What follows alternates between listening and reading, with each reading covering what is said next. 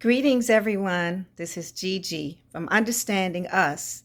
Africans in the diaspora are coming together, trying to understand each other, knowing that we all come from the same mother, Mother Africa.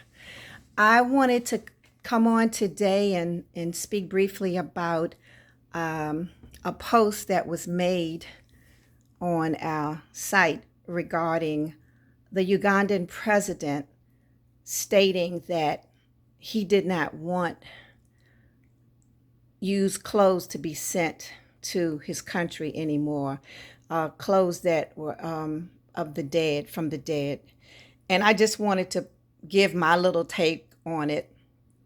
This is something that has, excuse me, changed over the years, has escalated. And what I'm talking about is clothes that are donated to charities. When I was a little girl, over 60 years ago, when we had clothes that we no longer needed. We outgrew clothes, and there was no one in the family to hand it down to, which is what we often did. We donated it to various charities, and then in turn, I believe, or it was supposed to have been, the charities would donate to orphanages, less fortunate families, and things of that nature on a wider scale. Fast forward 60 some years later, it's a big money making opportunity for some. The um, Goodwill, I don't want to name names, but a lot of these companies that receive these donated goods, I would take clothes to a place, an organization. They would give me a tax receipt so that I can claim this deduction on my taxes. And they in turn are supposed to resell the clothes at a fraction of the cost. But they receive so many donations nowadays. I believe I heard the term overwhelmed. They are overwhelmed with the amount of donated goods. So what they do is sell these clothes. They resell these clothes that were donated to them, and they resell these things to whoever wants to purchase them. They sell them in bulk. I think they weigh the clothes, and then they sell them. And then in turn, a lot of these clothes end up in countries in Africa. I don't know about other locations throughout the world, but I do know, I've heard of clothes being shipped to different countries in Africa. Now, in response to the Ugandan president and his not wanting clothes of dead people sent to his country anymore, I understand and I respect his desire. I just want to point out to him and to others that a lot of these clothes are not clothes of dead people. These are clothes that, as I said, were donated by people who had so many things that they were trying to downsize, or they no longer needed them and they thought they were giving them to a charitable organization.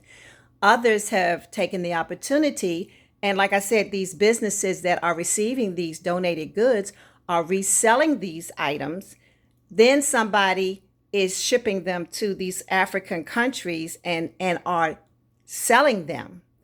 And with that said, I would think it's possible, to be fair to all parties involved, it's possible that the people that are sending these clothes to these countries, maybe they saw an opportunity to make some money, and maybe they feel that the people in these countries would benefit from these clothes. I don't know, but I just want to point out that it's not something that's being done by Americans per se, sending these clothes to these African countries. It's people that are taking advantage of an opportunity. Whether it's right or wrong, I can't be the judge of that. All I'm saying is that a lot of these clothes are not clothes of dead people. They're clothes of people who no longer need them. But that's his right, the Ugandan president. It's his right to refuse to have these things in his country. I read somewhere that and I think it was Nigeria or somewhere, that there was a big hill of clothes, a big pileup of clothes on a hill somewhere. These clothes were donated, and evidently nobody needed them, and it was creating an eyesore, and it just wasn't a good thing. So, I don't know what the answer is, but all I can offer is my 2 cents worth and say all of these clothes that are coming to the countries are not all clothes from dead people. And I respect your desire to not want to have these clothes, but this is how I see the beginning of how they started their journey to your country. They were donated by Americans, and somebody purchased them and shipped them over to Africa. And then in turn, someone over there in the various countries began selling them to people. Okay? Understanding us, let's come together and try to work through these issues. It's not, that's not a big thing. That's really not a big thing, but it's just a misconception. It's not all true. And I just wanted to share some light on it from my perspective.